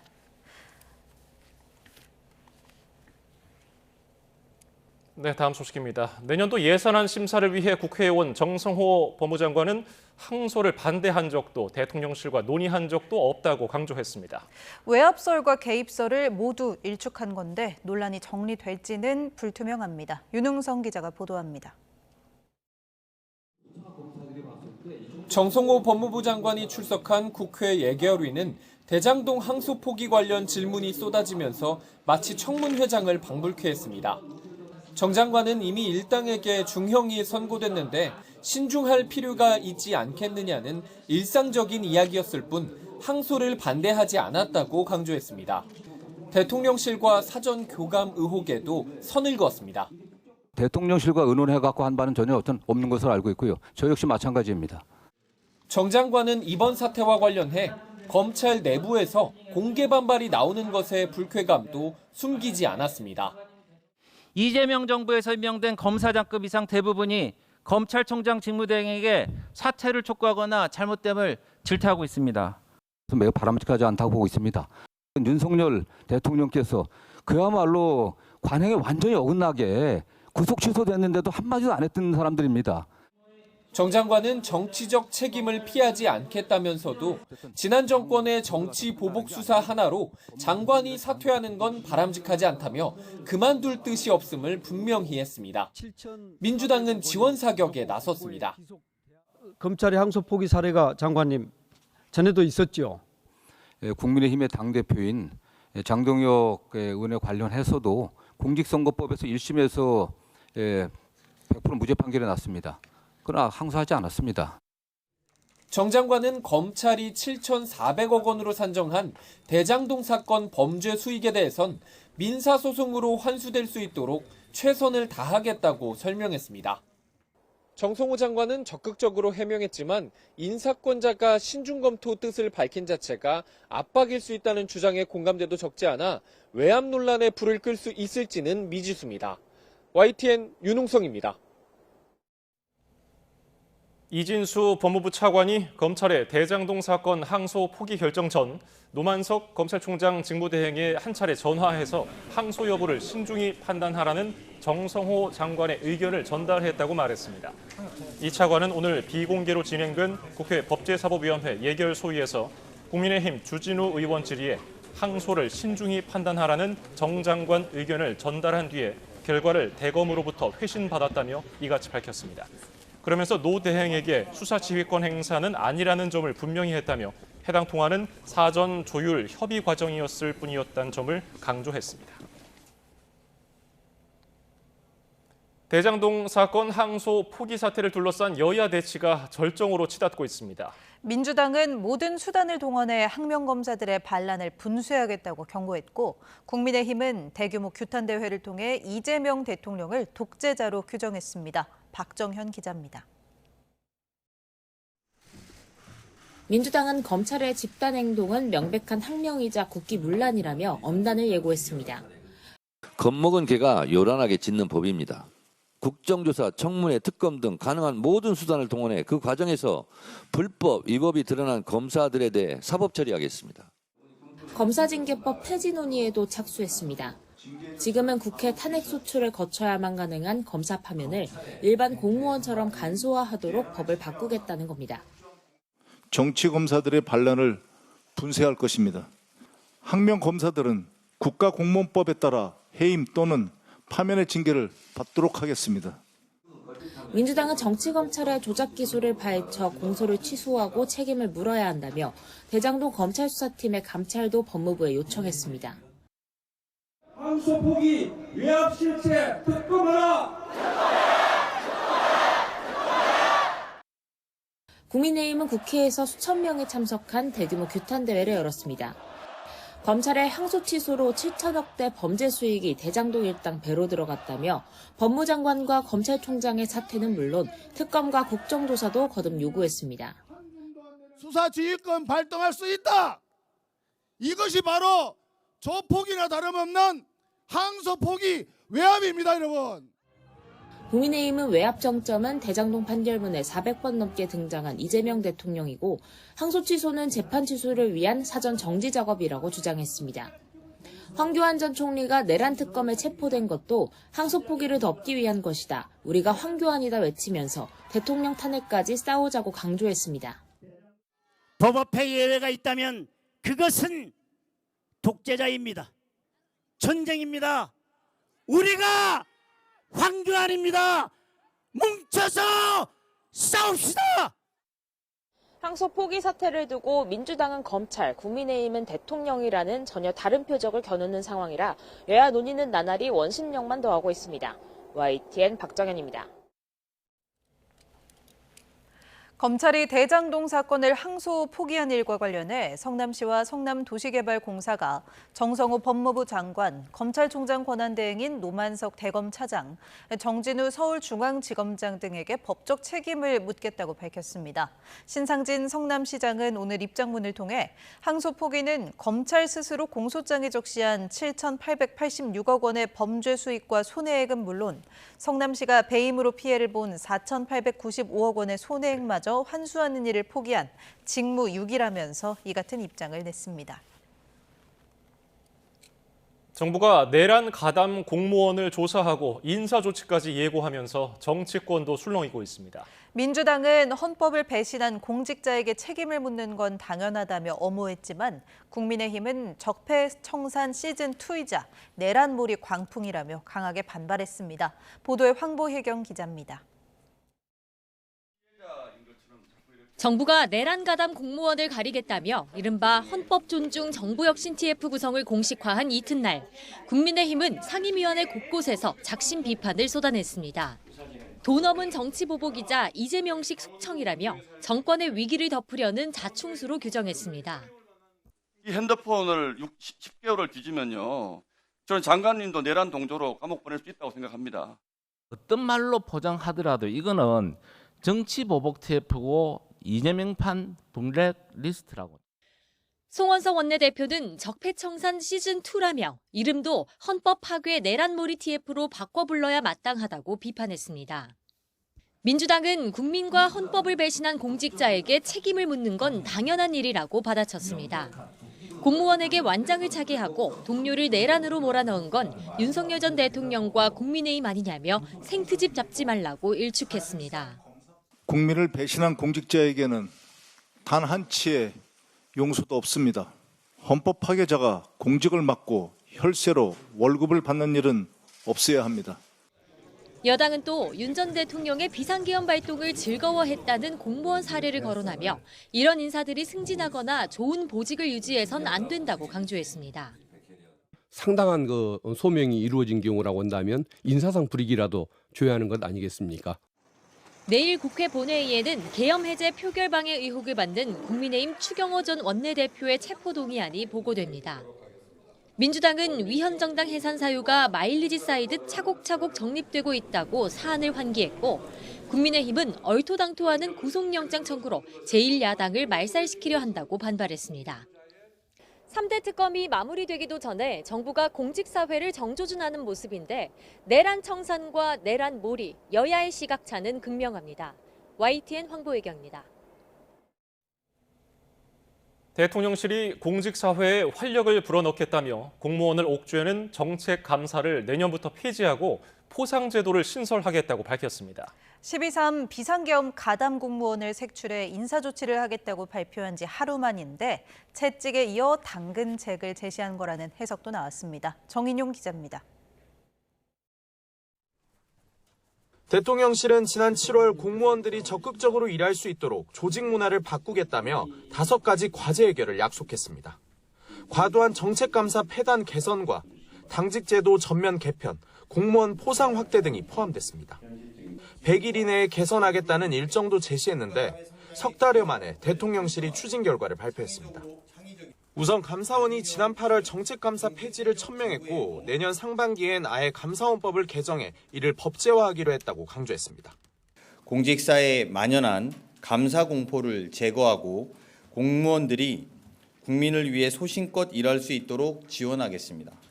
전 정부를 겨냥한 표적, 보복감사를 없애고 새 정부 정책이나 사업 추진 과정에서 불확실성이 있더라도 공무원이 도전적으로 일할 수 있는 환경을 만들겠다는 거로 풀이됩니다. 대통령실은 또 재난안전 분야 공무원 수당을 2배로 확대했고 당직 제도도 개편해 중앙부처는 내년 4월부터 폐지한다고 설명했습니다. 이와 함께 국민 생명을 구하거나 이례적으로 특별성과를 거둔 공직자는 1인당 최대 3천만 원까지 포상하는 방안도 신설하기로 했습니다. 이번 발표는 12.3 계엄에 협조한 중앙행정기관 공무원들을 조사해 징계하겠다고 예고한 지 하루 만에 이뤄져 공직사회 달래기란 해석도 나왔는데 대통령실은 선을 그었습니다. 100일 내에 추가적인 결과물, 성과물에 대해서 다시 보고드리겠다. 그 취지로 저희들이 준비해온 내용입니다. 대통령실은 실무직 공무원을 조기에 관리직으로 진급시킬 수 있는 승진 제도를 마련하는 내용 등을 담은 새 정책 목표도 제시했습니다. 대통령실은 새로운 과제 역시 100일 내에 경과를 알리겠다며 공직사회와 국가의 문제 해결 능력이 강화되길 기대한다고 밝혔습니다. YTN 정인용입니다. 울산 화력발전소 붕괴 사고 구조에 발목을 잡았던 주변 타워가 해체된 이후에 매몰된 작업자 수습이 빨라졌습니다. 사고수습본부는 피해자 가족은 물론 구조대원의 건강과 안전을 챙기면서 매몰자 구조를 마친다는 방침입니다. 오태인 기자입니다. 400톤급 대형 크레인이 무너진 보일러 타워로 다가갑니다. 구조물 상부에 쇠사슬과 고리를 걸어 더 무너져 내리지 않도록 고정합니다. 최소한 안전이 확보됐지만 구조물이 얼기설기 얽힌 현장은 여전히 위험합니다. 구조대원들과 구조계는 안전을 최대한 확보한 채 잔해 속으로 들어가 수색을 이어갑니다. 사오기 방향에서 구조된 구조 대상자 1명에 대해서는 크레인을 활용해서 상부 구조물의 붕괴를 방지하기 위한 고정 작업을 실시를 하고 안정성 확보를 한 후에 진입 및 구조를 추진할 예정입니다. 구조의 발목을 잡았던 붕괴한 5호기 옆 사유코기 발파 해체 후 구조 작업은 속도가 붙었습니다. 정체됐던 수색과 구조 작업에 탄력이 붙으면서 차가운 구조물에 매몰됐던 작업자를 잇따라 발견했습니다. 사고 수습본부는 구조대원들이 밀폐된 공간에서 오염된 공기에 노출된 만큼 심리 지원과 건강검진 등 회복을 지원합니다. 또 피해자 가족을 돕는데도 최선을 다하겠다고 약속했습니다. 가족분들을 위해 울산시에서 통합지원센터를 구성하여 다방면으로 지원하고 있지만 앞으로도 가족분들의 애로사항을 적극 청취하여 의료 지원 등 이번 울산 화력발전소 붕괴 사고는 대형 구조물이 무너지면서 일주일 넘게 인명구조가 이어지고 있습니다. 피해자 장례 절차와 붕괴 원인 규명, 사고 책임자 처벌 등 완전한 사고 해결까지는 더 많은 시간이 걸릴 것으로 보입니다. YTN 오태인입니다. 캄보디아 등에 거점을 두고 각종 사기 범죄를 저지른 혐의로 구속된 피의자들이 무더기로 재판에 넘겨졌습니다. 피해액만 94억 원인데요. 검찰은 조선족 총책을 특정해서 인터폴 적색 수배를 내리고 추적에 나섰습니다. 오승훈 기자입니다. 검찰이 캄보디아 등 동남아에서 전화금융 사기 등을 벌여온 조직원 53명을 구속 상태로 재판에 넘겼습니다. 이 가운데 42명은 캄보디아 이민당국에 구금돼 있다가 지난달 국내로 송환된 피의자들입니다. 피의자들은 지난해 6월부터 1년여 동안 북언으로 알려진 조선족 총책 A씨가 이끄는 범죄 조직에서 활동해온 것으로 조사됐습니다. 조직원 규모는 200여 명으로 위계질서를 갖추고 체계적으로 역할을 분담해 범행을 이어온 것으로 드러났습니다. 전화금융 사기와 연예빙자 사기, 검사 사칭 사기, 관공서 납품 사기 등 수법도 다양했습니다. 현재까지 확인된 피해자는 110명, 피해액은 94억여 원입니다. 총책은 피해액의 10%가량을 조직원에게 지급했고 피의자들은 9억 5천여만 원의 범죄 수익을 얻은 것으로 확인됐습니다. 검찰은 경찰로부터 사건을 넘겨받은 뒤 범죄 수익 약 4억 2천만 원을 추가로 파악했다고 밝혔습니다. 또 총책 A씨의 신원을 특정해 인터폴 적색 수배를 내리는 등 신병 확보에 나섰다고 덧붙였습니다. 조직을 키우는 데는 신규 조직원 1명당 600달러를 지급하는 다단계 방식이 동원됐다고 설명했습니다. 다른 보이스피싱 조직들과 연합하여 범행을 하거나 다른 조직의 조직원을 파견 보내 신종 보이스피싱 수법을 배워오기도 하는 등 자체적으로 진화하는 모습을 보이기도 했습니다. 검찰은 죄에 상응하는 엄중한 처벌이 이뤄질 수 있도록 피의자들에게 통신사기 피해 환급법 위반 혐의도 추가로 적용했습니다. 또 범죄 수익을 환수하기 위해 피의자들의 금융계좌와 가상자산 계정에 대해 추징 보전을 청구했습니다. YTN 오승훈입니다. 네, 방금 들어온 소식입니다. 내란 특검이 황교안 전 총리에 대해서 구속영장을 청구했다는 소식입니다. 혐의는 내란 선동입니다. 내란 특검은 앞서서 오늘 황교안 전 국무총리를 자택에서 전격 체포했는데요. 6시간가량 조사한 뒤에 신병 확보에 나선 겁니다. 다시 한번 전해드립니다. 내란 특검이 황교안 전 총리에 대해서 구속영장을 청구했습니다. 내란 특검이 밝힌 혐의는 내란 선동입니다. 보다 자세한 소식은 이어지는 뉴스에서 전해드립니다. 네, 다음 소식입니다. 다단계 방식으로 병의원 등의 환자를 알선하고 리베이트를 받은 일당과 이들에게 대가를 주고 환자를 소개받은 의료기관 관계자 등 70여 명이 적발됐습니다. 알선책들은 실손보험이 되는 고가의 비급여 치료를 권하면서 환자들을 소개하고 이들이 결제한 진료비 가운데 36억 원을 받아 챙긴 것으로 조사됐습니다. 이현정 기자입니다. 의료기관에 환자를 소개하고 리베이트를 챙긴 알선 조직 일당이 무더기로 경찰에 적발됐습니다. 알선 조직은 의료기관과 계약을 맺고 진료비 가운데 일부를 돌려받는 방식으로 운영됐는데 전직 보험 설계사들 위주로 모인 이들은 환자들의 실손보험 가입 여부를 미리 확인한 뒤 줄기세포나 백내장 같은 고가의 비급여 시술을 권유하고 병의원 등에 알선한 뒤 진료비의 25%에서 30%를 받아 챙긴 것으로 조사됐습니다. 의료기관과는 리베이트를 합법적인 광고비나 회원 할인인 것처럼 위장해 계약을 맺은 것으로 파악됐습니다.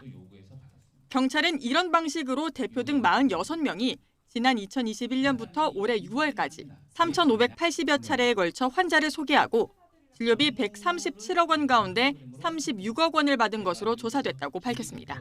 병원과 인맥을 이용하여 1,000만 원에 달하는 고가의 비급여 치료를 시행하는 의료기관과 환자 알선 계약을 체결하였으며 알선 조직은 전형적인 다단계 방식으로 운영됐습니다. 브로커들은 인맥을 동원해 환자들을 포섭할 회원을 모집하고 실적을 올리면 상위 직급으로 올라갈 수 있게 했습니다. 상위 직급이 되면 수당도 높여주고 우수 회원은 가족 동반 해외여행을 보내주는 등 유인책을 써가며 조직을 키웠습니다.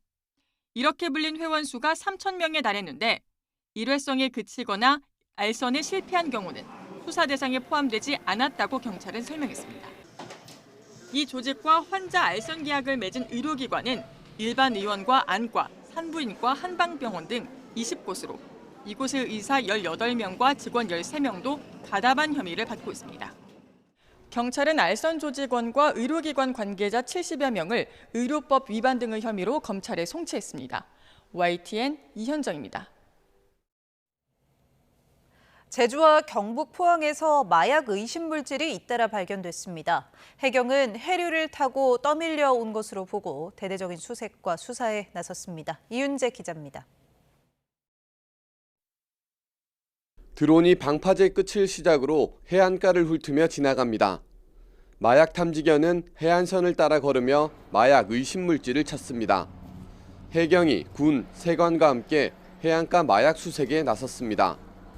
지난달 15일부터 최근까지 포항 해안에서는 마약 의심 물질이 3차례나 발견됐습니다. 모두 중국산 차로 포장됐는데 해경은 신종 마약 케타민으로 추정했습니다. 제주에서는 같은 일이 더 자주 발생했습니다. 최근 한 달 사이 해안가에서 마약 또는 마약 의심 물체가 발견된 건 10건에 이릅니다. 이렇게 흘러든 마약을 일반인이 만지거나 개봉하면 호흡기로 미세 분말 입자가 흡입될 위험이 큽니다. 최근 차 포장 형태의 어떤 마약류가 제주를 비롯해서 포항 해안가에서도 계속 발견되고 있고 앞으로도 추가 발견된 가능성이 매우 높다 판단하고 조기 회수를 위해서 해안가 합동 수색을 진행하였습니다. 해경은 중국이나 동남아 해상에서 해류를 타고 흘러들었거나 마약 조직이 해상에 투기했을 가능성 등을 두고 유입 경로를 수사하고 있습니다. 그러면서 해안가에서 마약 의심 물질을 발견하면 절대 열거나 손으로 만지지 말고 신고해야 한다고 당부했습니다. YTN 이윤재입니다. 뉴진스 멤버 혜린과 혜인이 소속사 어도어로 전격 복귀합니다. 소속사는 원활한 연예 활동을 이어가도록 최선을 다하겠다고 밝혔습니다. 김승환 기자가 보도합니다. 지난해 뉴진스 멤버 5명은 소속사 어도어와 계약 해지를 선언했습니다. 신뢰관계가 다 깨져버린 어도어에서 전속 계약을 유지해야 한다는 주장은 정말 저희로서 정말 받아들일 수 없습니다. 1년 가까이 법적 공방을 이어오다가 지난달 법원은 여전히 계약이 유효하다고 판단했는데 법원 선고 이후 2주가 채 안 돼 멤버 혜린과 혜인이 복귀를 결정했습니다. 어도어는 두 멤버가 가족들과 심사숙고하고 회사와 충분한 논의를 거친 끝에 전속 계약을 준수하겠다는 결정을 내렸다고 설명했습니다. 다만 나머지 멤버 3명 민지, 한이, 다니엘은 소속사와 함께하겠다는 의사를 전하진 않았습니다. 어도어로 복귀하게 된 혜린과 혜인이 어떤 형태로 활동하게 될지는 미정입니다. 어도어는 혜린과 혜인이 원활한 연애 활동을 이어갈 수 있도록 최선을 다하겠다고 설명했습니다. 5멤버가 늘 끈끈한 모습을 보여줬던 만큼 두 멤버 복귀가 나머지 3 멤버에게도 어떤 영향을 줄지 관심입니다. YTN 김승환입니다.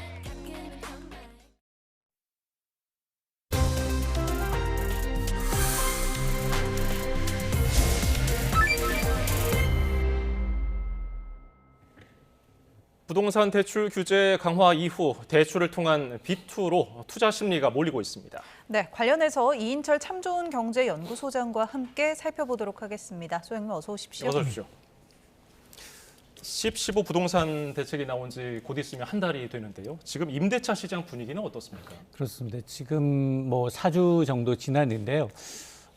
주간 데이터는 사실 매주 목요일 날 한국부동산원이 발표를 하는데 지금 내일 나오겠습니다만 일단 11월 첫째 주 동향을 좀 보게 되면 임대차 시장의 경우에는 이제 두 가지 현상이 나타나고 있습니다. 하나는 서울에 아마 입지가 좋은 아파트, 뭐 1000가구, 2000가구 단지에도 전세 매물 자체가 한 자릿수예요. 그러니까 전세 매물이 워낙 귀하고 값이 오르다 보니까 전세난이 서울에서 수도권 지역으로 확산되고 있다는 게 눈에 두드러지고요.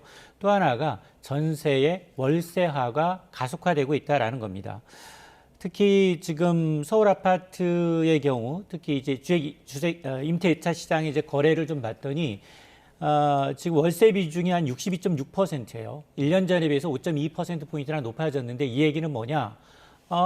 지금 전세 살다가 이 올라간 임대 비용만큼 전세금을 못 치르니 전세 대출도 막혔고 그래서 오히려 전월세, 반전세로 지금 옮겨가고 있다라는 얘기인데 이게 이렇게 되면 서울 아파트의 이제 보증금을 제외하고도 평균 달달이 내는 월세 규모가 점점 늘고 있습니다.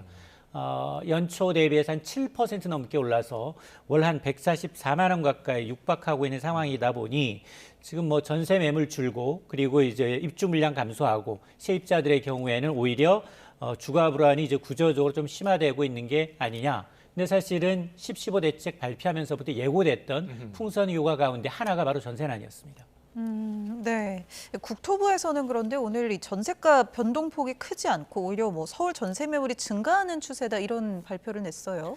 이게 뭐 발표 시점, 기준 시점에 따라서 약간의 이제 해석의 여지는 좀 있는데요. 물론 이렇게 이제 국토부가 나서서 기자회견을 한다는 자체가 시장의 불안이 어느 정도 제기가 되고 있다는 얘기인데 오늘 국토부의 이제 간담회를 좀 보게 되면 전세 가격은 10월 셋째 주부터 11월 첫째 주까지 뭐 0.1%포인트씩 올랐다.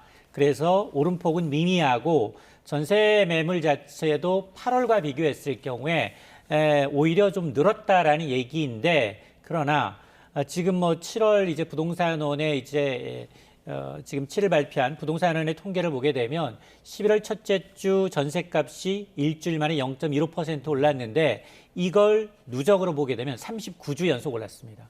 39주라는 건 거의 한 달에 한 4, 5주 정도 되니까 8개월째 올랐다는 얘기고 누적으로 보게 되면 상승률이 누적 전세값 상승률이 서울은 2.47%입니다. 뭐 전세가 이렇게 오르다 보니까 전세 매물 자체도 줄고 있는데요. 실제로 부동산 플랫폼인 이제 아실의 이 데이터를 보게 되면 전세 매물은 8월이 아니라 1월과 대비했을 경우에는 한 17% 이상 감소한 것으로 나타나서 국토부의 주장과는 좀 배치가 되는데 이 얘기는 뭐냐? 이게 비교 대상 시점이 언제냐에 따라서 약간의 온도차가 좀 발생을 하고 있습니다.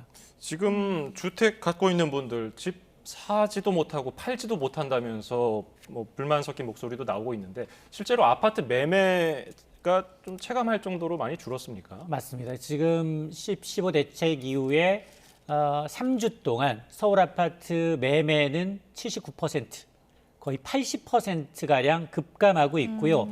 매물 자체가 줄었어요. 그러니까 매수자, 매도자, 지금 거래 안 될 바에는 차라리 거두자, 매물을 회수하고 있는 상황인데 규제가 계속 이제 강해지고 있죠. 여기다가 이제 토어제의 경우에는 매매하기 위해서는 구청에 신고를 하고 승인을 받아야 됩니다. 이런 절차가 더 까다로워졌고요. 여기다 대출 규제까지 강화되다 보니까 지금 매수자, 매도자 모두 이제 발을 빼고 있는 상황인데 그러면 거래가 80% 급감했다고 해서 매매 가격이 안정됐느냐, 떨어졌느냐 이건 또 아닙니다. 왜냐하면 서울 아파트 평균 매매 가격은 11월 첫째 주 기준 오히려 일주일 만에 0.19% 올랐습니다. 직전 주 0.23% 대비해서는 조금 낮아졌지만 상승폭이 둔화된 거지 아직 하락 국면으로 진입했다라고 판단하기 좀 이르고 또 하나는 풍선 효과거든요. 지금 서울 전역 25개구 자치구와 그리고 서울 남부 12개 구가 이제 토지거래 허가구역으로 묶였는데 그걸 비켜간 일부 구리나 화성의 경우에는 수도권 외곽이면서도 규제 지역을 비켜난 곳은 지금 집값 상승폭이 5년 만에 최대를 기록하고 있어서 풍선 효과도 일부 감지가 되고 있습니다. 그러니까 거래량은 확 줄었고 상승폭이 좀 둔화가 된 거지 아직 집값이 잡혔다, 하락 국면이다라고 보긴 좀 힘들다 이렇게 말씀을 주셨고요. 국토부에서는 이 토허제 지정 영향도 아직 확인되지 않았다고 했는데 조금 전에 이제 일부 풍선 효과도 좀 보인다고 하셨어요.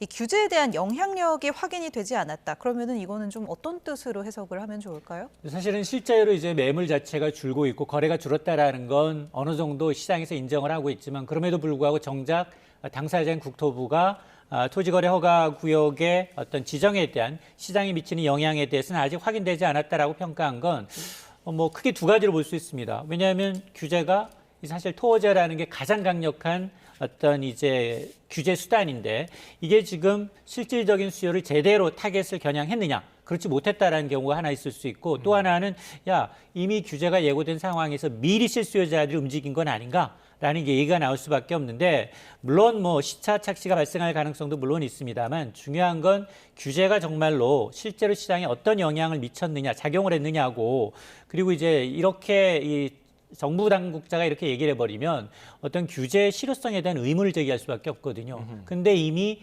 15 대책 발표되고 난 다음에 바로 연내 추가적인 공급 대책 내놓겠다 얘기하고 있거든요.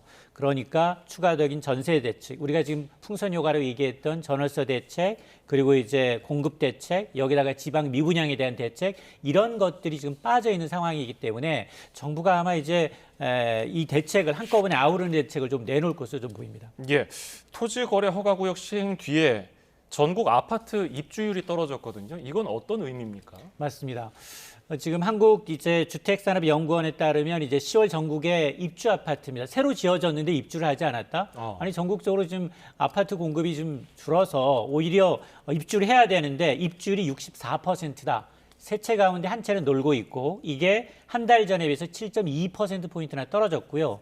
특히 5대 광역시 지방의 경우에는 입주율이 한 달 새 두 자릿수 10% 가까이 좀 떨어졌습니다. 이걸 어떻게 볼 거냐? 하락의 배경은 가장 큰 이유입니다. 새 아파트 지어졌다면 기존 주택이 팔려야지 움직일 텐데 10명 중 4명은 기존 주택 매각이 좀 지연되고 있습니다. 라는 이유를 들고 있고요. 그다음에 새 집으로 이사하기 위해서는 대출이 좀 필요한데 대출이 지금 막혀 있습니다.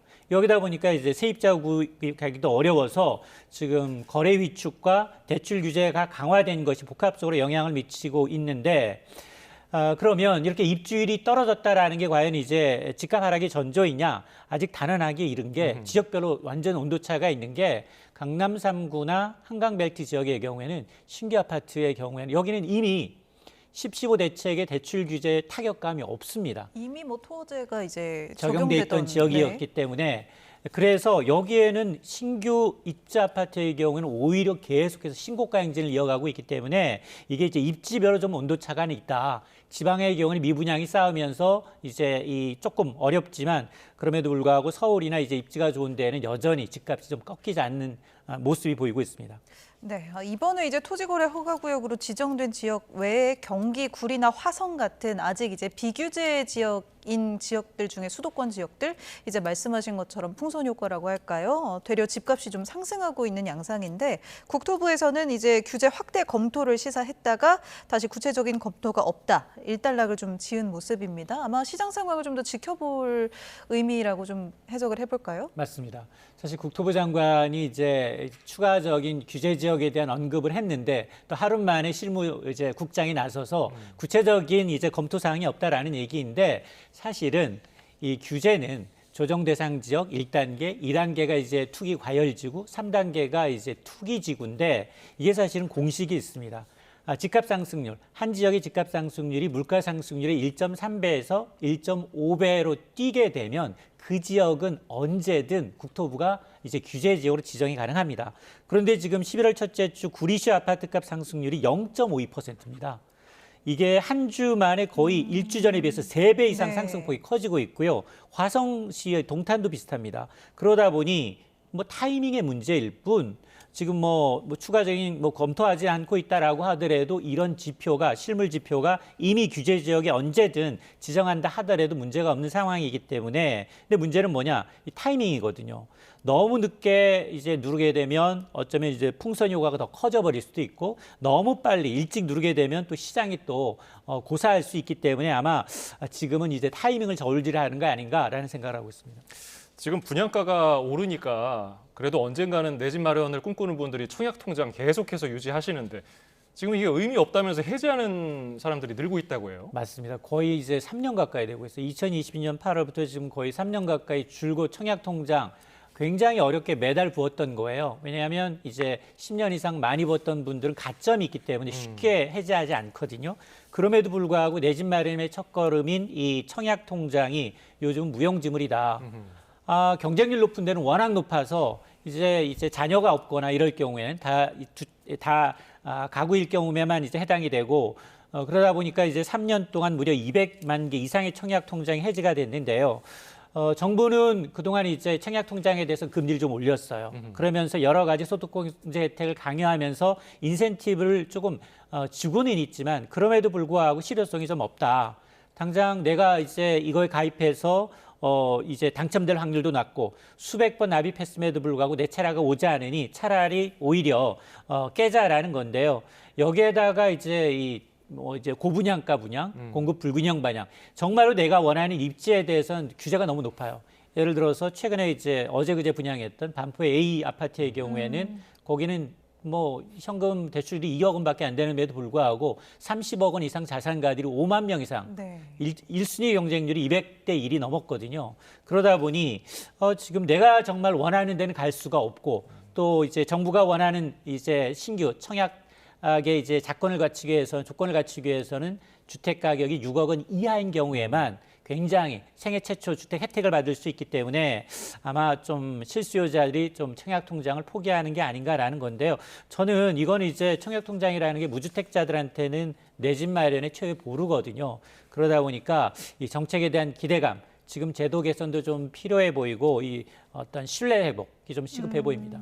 네, 이렇게 부동산 시장 상황 좀 살펴봤고요. 이어서 증시 살펴보겠습니다. 오늘 코스피가 이제 4,150 넘기면서 전날 대비 1%가량 오른 상태로 마감을 했습니다. 3거래일 연속 다시 상승세인데 지난주에 좀 깜짝 놀랐다가 이제 다시 좀 안정적인 흐름이라고 볼 수 있을까요? 맞습니다. 지금까지는 올라도 오른 것 같지 않았다. 왜냐하면 지수는 계속해서 전고점을 올라가는데 대형주, 반도체주 위에는 거의 이제 이 마이너스였거든요. 근데 오늘은 좀 시장이 좀 반전되고 있습니다. 오늘은 코스닥의 날인데요. 코스닥은 2.5%나 올랐고 지금 코스피는 1% 정도 올랐는데 반도체가 주춤하니까 오늘은 바이오주의 날입니다. 네. 바이오주가 껑충 뛰어서 전반적인 상승을 주도하고 있는데 이 개별 종목 가운데 이제 ABL 바이오라는 업체가 미국의 이제 이 일라이 릴리라는 이 업체에다가 3조 8천억 원 규모의 기술 수출 계약을 따냈다라는 소식을 해서 상한가를 갔어요.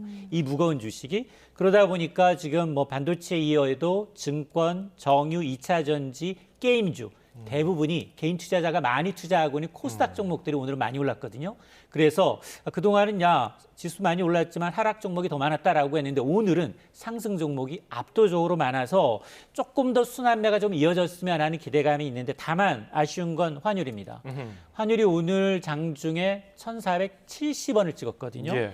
종가가 1,465원 70전에 거래를 마쳤는데 외국인들 자금 계속 빼고 있습니다. 오늘도 유가증권 시장에서 4천억 원 넘게 주가를 팔았어요. 최근 열흘 동안 봤더니 외국인들 이틀 제외하고 8일째 국내 주식을 내다 팔고 있습니다.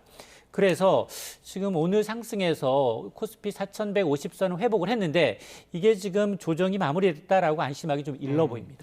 블룸버그가 코스피 변동성에 대해서 경고음을 날렸는데 지금 투자자들 어떻게 봐야 되는지 끝으로 짧게 좀 부탁드리겠습니다. 맞습니다. 사실은 이제 우리나라의 이제 변동성이 좀 그동안은 우리나라의 변동성이 좀 크지 않았어요. 근데 이제 지난주 4,200 찍었다가 이제 검은 수요일 3,800선대로 좀 하락을 하다 보니까 증시 변동성이 좀 커지고 있고 증시 변동성이 커지자 이제 이걸 또 기회로 해서 우리 개인 투자자들은 이제 비투에 나서고 있는 상황이거든요. 네. 그래서 이제 K-빅스 지수라고 해서 K-변동성 지수가 지난 4월 이후 최고치를 기록하고 있는데 이게 단순히 이제 변동성 증가라는 게 단기 과열의 징후냐 아니면 이제 더 큰 조정의 전조이냐 물론 아직 판단은 좀 이릅니다. 그럼에도 불구하고 외국인 투자자들이 이달 들어서 계속해서 매도에 나서고 있다는 점을 주목해 볼 만한데 또 환율이라는 게 지금 각 국가의 이제 기초 체력을 반영을 하고 있는데 3년 연속 미국 경제 성장률이 한국 경제 성장률을 웃돕니다. 예. 여기다가 지금 달러 강세를 견제해줘야만 유로화 약세고요, 일본 엔화 약세거든요. 특히나 이제 우리가 이제 이 관세 후속 협상에서 연간 200억 달러 상한 캡을 줬지만 그게 환산하면 28조 원이에요. 과연 이게 우리 외환시장에서 감내가 가능한가? 이런 것들이 좀 가미가 돼 있기 때문에 아마 저는 이제 앞으로 이렇게 이제 시장 과열과 더불어서 변동성이 커질 수 있는 변수 두 개를 꼽으라고 하면 환율과 그리고 이제 다음 달 있을 12월 FOMC 회의에서 금리를 동결할지 여부를 좀 봐야겠습니다. 네, 이렇게 시장 상황까지 살펴봤습니다. 지금까지 이인철 참좋은 경제연구소장이었습니다. 고맙습니다.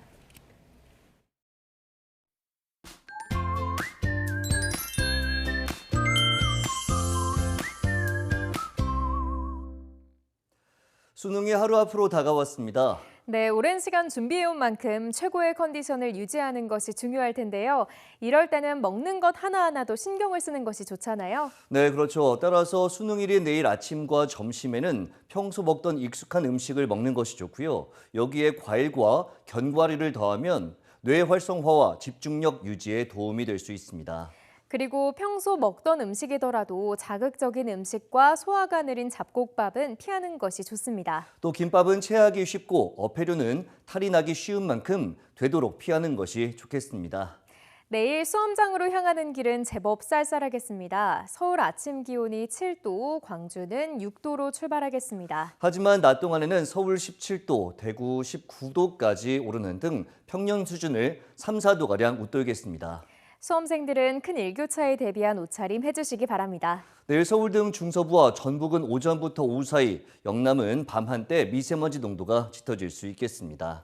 또 서쪽 지역에서는 안개가 매우 짙게 끼겠고 영서 중북부에는 아침까지 빗방울이 떨어지는 곳도 있겠습니다. 다가오는 일요일 오후부터는 추위를 부르는 비가 내리겠고 다음 주 화요일에는 올가을 최고 추위가 찾아올 전망입니다. 날씨 캔버스의 김수연, 윤수빈이었습니다. 뉴스 플러스 마칩니다. 시청해주신 여러분 고맙습니다.